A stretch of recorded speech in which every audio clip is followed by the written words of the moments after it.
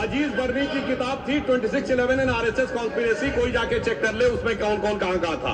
अब मैं मुसलमानों के बारे में कहना चाहता हूं, मुस्लिम समाज के लिए बहुत से लोग ऐसे हैं जिनको मुस्लिम समाज की हिस्ट्री नहीं पता है। मैं बताना चाहता हूं, भारत से जब न्यूमेरिक सिस्टम सबसे पहले गया तो अल जहार थे सबसे पहले, जिन्होंने जाके 1793 में जो सूर्य सिद्धांत था उसका अरबी में ट्रांसलेशन हुआ सिंध हिंद। और हम बता रहे हैं हम किस तरह के मुस्लिम को साथ रखते हैं। डॉक्टर कलाम से बड़ा आलिम इस्लाम में साइंसदान नहीं हुआ, और आरिफ मोहम्मद खान साहब जो बिहार के गवर्नर हैं उनसे बड़ा आलिम फाजिल मुसलमान आज सियासी जमात में तो नहीं होगा, ये मैं दावे के साथ कह सकता हूं। मगर मैं बताना चाहता हूं सर, उसके बाद उन्होंने एक किताब लिखी, एक सर 10th सेंचुरी के मुस्लिम राइटर थे जिन्होंने किताब लिखी, उसका नाम था the compendious book of balancing and completion according to Hindu calculation, जिसको शॉर्ट में अल जब्र कहा गया, और वहां से अल जबरा निकला, और सर उसके बाद अल ख्वारिज्म आया। और सर आज मेरे ख्याल से सदन के बहुत से लोगों को नहीं पता होगा, ये जो एल्गोरिथम वर्ड है ये अल ख्वारिज्म से आया हुआ है। एक जमाने में इस्लाम में बैतुल हिकमत था, यानी वो सबसे बड़ा हिकमत का केंद्र था। जब एक से एक लोग होते थे, बहुतों को नहीं पता होगा कि कोलंबस ने जिस नक्शे के थ्रू दुनिया ट्रेवल किया था वो बनाने वाला भी एक मुस्लिम था, अल इदरीसी। मगर सर एल्गोरिथम आज ऐसा बदला कि एआई के एज में दलगत भावना से ऊपर उठकर औरंगजेब के साथ खड़े हो गए। सर ये एल्गोरिथम किसने बदल दिया, ये मैं बताना चाहता हूं। इस पे थोड़ा सोचने की जरूरत है। इसलिए मैं कहता हूं मुस्लिम पॉलिटिक्स की सोच क्या थी, हमने किन मुसलमानों का साथ दिया है। मैं बताना चाहता हूं सर, वीर अब्दुल हमीद की शहादत की 50वीं वर्षगांठ 2015 में हुई।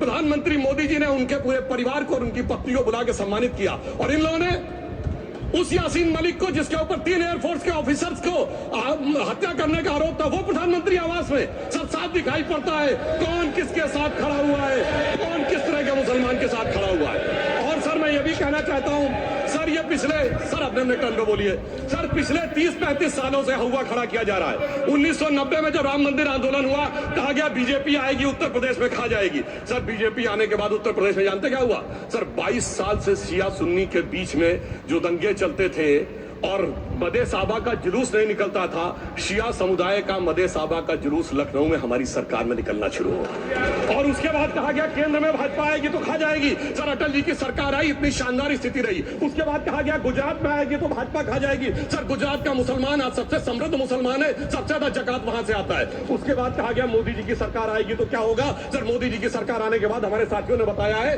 अल्पसंख्यक समुदाय के 70% लोग हैं जिनको किसी न किसी एक योजना का लाभ जरूर मिला है। और सर फिर कहा गया सीए आएगा तो नागरिकता छिन जाएगी।